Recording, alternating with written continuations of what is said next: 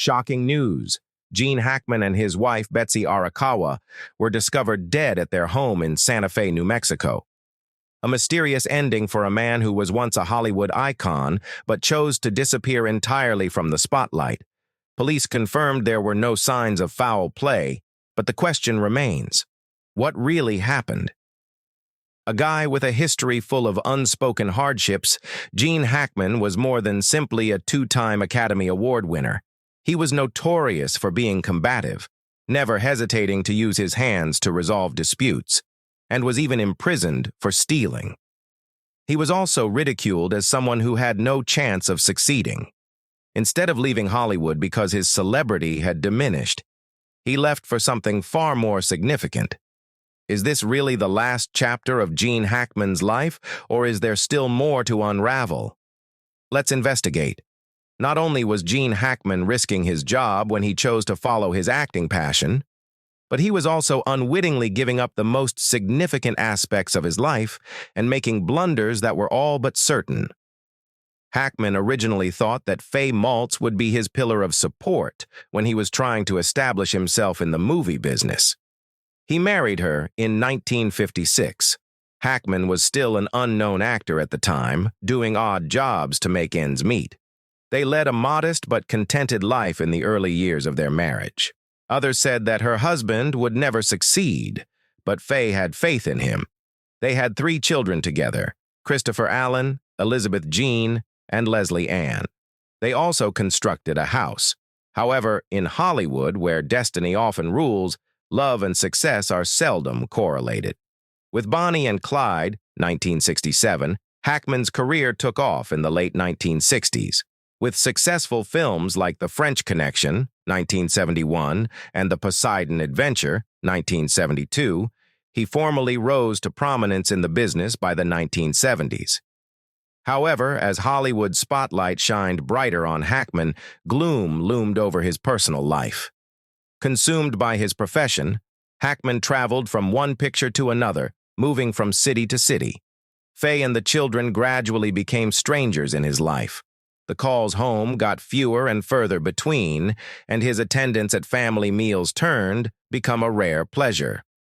Hackman acknowledged in a 1989 interview with the New York Times, "You become extremely selfish as an actor. You spend your whole life craving recognition, and when success comes, it's hard to say no. The money, the fame, the temptations, it was all too overwhelming for a poor kid like me." Despite Faye Maltz's patient waiting, the gap between them had eventually become too great to close. Following 30 years of marriage, they formally separated in 1986. Hackman's first marriage ended amicably, with no arguments or court cases, just the sorrow of a man who discovered his loss too late. When asked what guidance he would give his kid in an interview with GQ, Hackman adamantly acknowledged, "I was away for too long. I don't have any advice to give." Was this the outcome of bad decisions or the unavoidable effect of constant pressure to succeed? In any case, he had to learn the hard way that putting achievement ahead of family happiness came at an intolerable cost. Following his 1986 divorce from Faye Maltz, Hackman went on to play important parts and maintain his position as one of Hollywood's leading performers. Despite his achievements, he was no longer supported by his family. Hackman lived alone for years until he met Betsy Arakawa, who would eventually transform his life. Hackman, a pianist with no Hollywood connections, was 32 years older than Betsy. Betsy worked at a gym where they first met in the late 1980s. Their connection blossomed organically. There was no haste or show. Hackman experienced tranquility for the first time because to Betsy. Hackman and Betsy were married in 1991. He didn't want his work to take precedence over his personal life this time. They made the decision to live a tranquil life away from the media and Hollywood. Gene Hackman would want to forget the several life-altering disasters that destiny had intended him to experience before he found serenity. His mother's untimely death was one of the first shocks he experienced in life. Anna Elizabeth Hackman died in a home fire in 1962. She reportedly drank excessively, fell asleep holding a lighted cigarette, and the home was swiftly destroyed by the fire. For Hackman, it was indescribable sorrow rather than just the death of a loved one. The only person who really thought Hackman could pursue a career in acting had been his mother, but she had left the scene by the time he started to establish himself on television. Though he seldom discussed this sorrow in public, he acknowledged in a rare interview that "I Never Sang for My Father" was the movie he would want to show his mother since it reflected his own life narrative. However, the suffering didn't end there. The sudden death of Hackman's best friend, Norman Gary, in 1982 dealt him yet another heartbreaking loss. One of Hackman's closest confidants was Gary, a famous Hollywood lawyer. Hackman had more concerns than answers after his unexpected death fueled rumors of unsolved financial issues. Hackman immersed himself in acting as a means of numbing the pain and burying himself in his art, taking on role after role. He subsequently said in an interview that he had put all of his effort into acting only to avoid drowning in grief. He landed some of the most iconic roles of his career at that time, such as those in Under Fire, 1983, Hoosiers, 1986, and Mississippi Burning, 1988, which cemented his status as one of Hollywood's top stars. However, Hackman experienced more than just emotional losses. He actually faced danger on many occasions in real life. He got into a street fight in Hollywood in 2001, which is one of the most memorable events. Hackman struck another vehicle by mistake while driving. Two young males, clearly enraged, came out. Unaware that they were upsetting a former Marine, they insulted Hackman rather than addressing the matter coolly. Hackman was 71 and not to be frightened. He delivered the first blow with little verbal contact. There was mayhem in the center of the road as the three of them surged at one another. Although no one was taken into custody, police swiftly came to break up the altercation. The episode demonstrated once again that Hackman had never lost his fighting spirit, even after he left behind his action-packed performances. But in 2012, he may have had his closest encounter with death. Hackman was riding a bike without a helmet on a Florida road when he was abruptly hit by a vehicle. As word of the tragedy circulated, people began to worry that he could have suffered major injuries or worse. However, Hackman managed to live. His injuries were minimal, and he was released from the hospital the same day. According to those close to him, he continued to ride a bicycle despite his advanced age, but he never went out without a helmet after that day. Go back to 2004. Gene Hackman abruptly left Hollywood after finishing the comedy Welcome to Mooseport. Unlike previous legends, there was no formal announcement, no goodbye news conference, and no spectacular send-off movie. He just disappeared from the screen.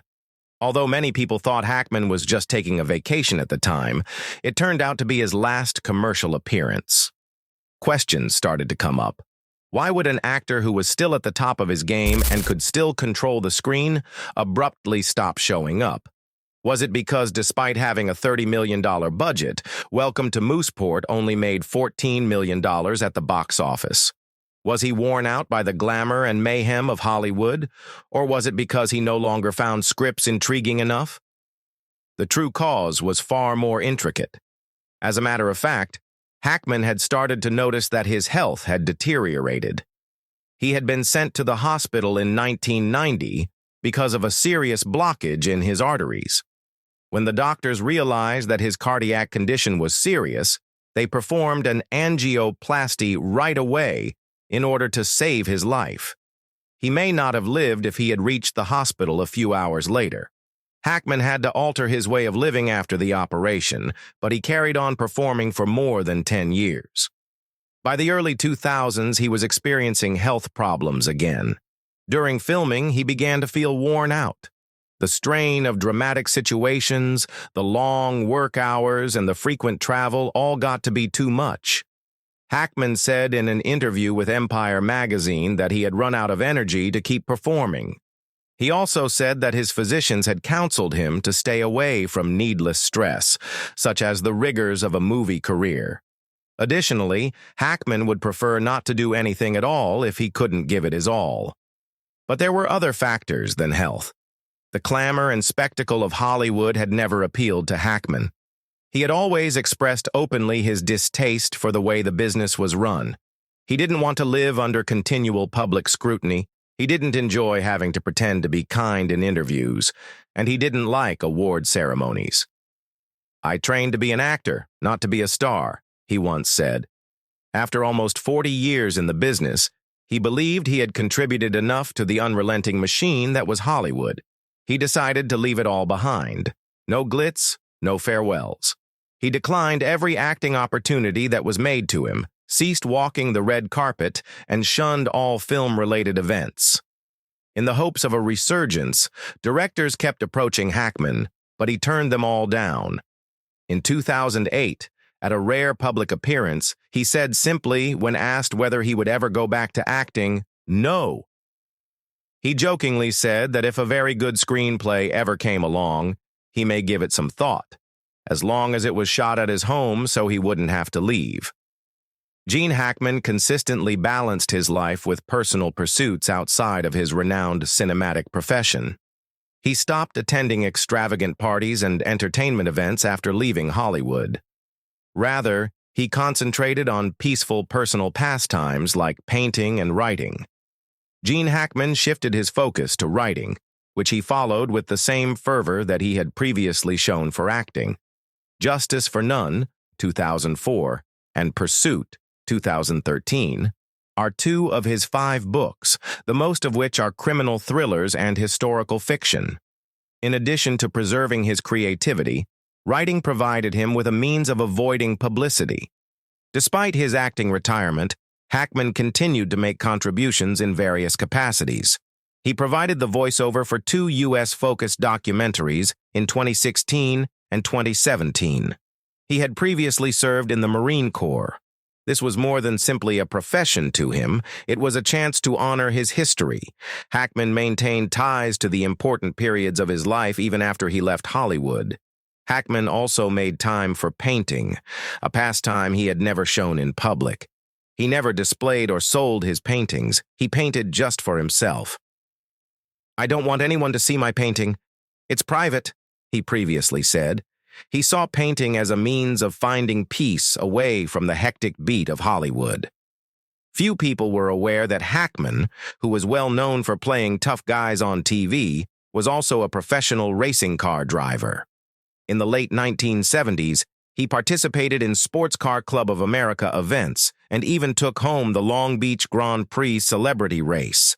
Driving a Toyota for Dan Gurney's renowned racing squad at the famous 24 Hours of Daytona in 1983 was his greatest delight. Hackman's participation in a 6-hour endurance race at the Sears Point Raceway in California stands out as one especially memorable occasion. One of the most cutting-edge racing vehicles of its day, the Audi Quattro, was the one he drove. But calamity struck as his vehicle flipped due to his brakes locking up, forcing him to leave the race.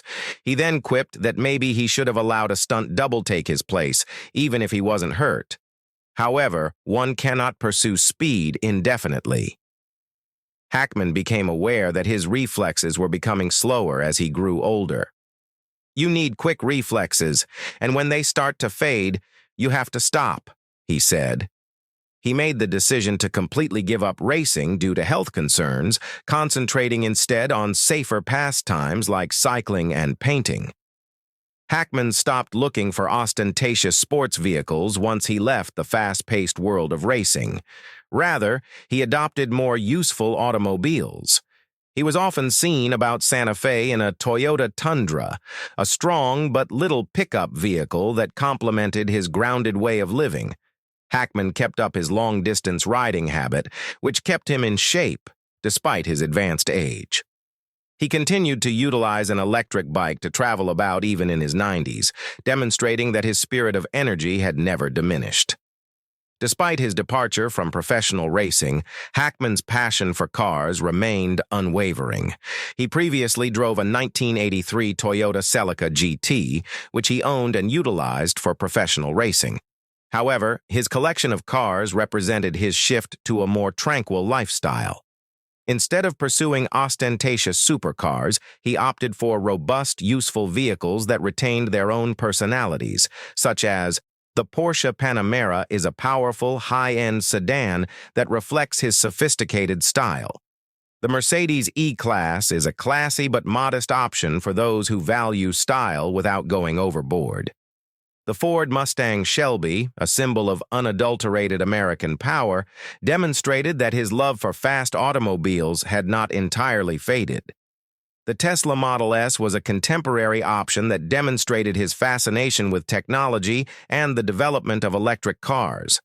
Hackman never lost his sense of adventure, even if his life had slowed down. He had just learnt to enjoy it in a different manner.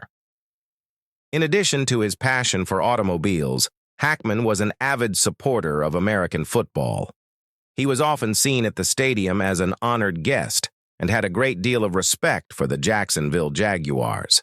He still found time for the things that made him happy, even if he was no longer on TV. Although Gene Hackman didn't often appear in public, he attracted notice when he did. The movie star was sometimes seen filling up his automobile at a petrol station in Santa Fe, New Mexico, where he and his wife, Betsy Arakawa, had resided for years. No hordes of photographers, no bodyguards, just Hackman, in ordinary clothes, living his life like anybody else would. His vehicle, a third-generation Toyota Tundra, piqued people's interest even more. A sturdy, powerful, and useful pickup truck, rather than a showy supercar or a luxury automobile fit for a movie star. His Tundra could handle any terrain because to its 5.7-liter V8 engine, which produced 375 horsepower, and its TRD 4x4 off-road package. In addition, the vehicle included a truck bed cover, Bilstein shock absorbers, and privacy glass, all features intended to provide a pleasant yet unobtrusive living. This decision spoke a lot about Hackman. He persisted with a simple, practical car, even though many rich actors drive Lamborghinis, Rolls-Royces, or Bentleys. His practicality, lack of pretense, and lack of interest in attention were all wonderfully expressed in it. Even in retirement, Hackman stayed loyal to himself as a legend who made the decision to live a modest but unquestionably strong life. He had never sought the glitz and glamour of Hollywood. Gene Hackman was a superb performer, but that was not all. Despite his paradoxes, he was a perceptive person. He could be strong and not be scared to argue with directors or even fight in person. However, he may simply disappear from Hollywood with no reason.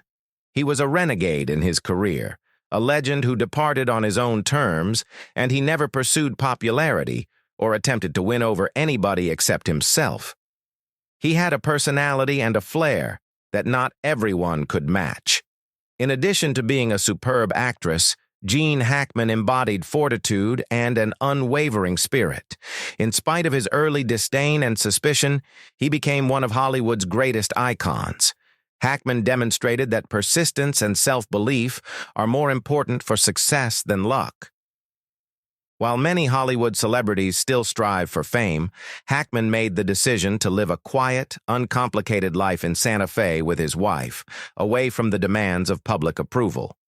In addition to his well-known personas, such as Popeye Doyle or Lex Luthor, he left behind a legacy as a guy who never gave in to the constraints placed on him by others.